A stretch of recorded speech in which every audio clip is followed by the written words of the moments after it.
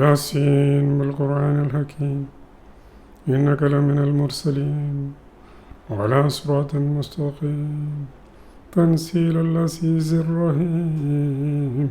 ഇൻസാൻ എന്ന ഭൗതിക ലോകത്തെ മനുഷ്യന് നൂറിൽ നിന്ന് ഇറക്കി നൽകപ്പെട്ട ആത്യന്തിക ജ്ഞാനത്തിലേക്കുള്ള പാതയാണ് ഖുർആൻ. സൂറത്ത് യാസീനിൻ്റെ സന്ദേശം അതാണ്. യാസീനിലെ സീൻ ഇൻസാനിനെ കുറിക്കുന്നു.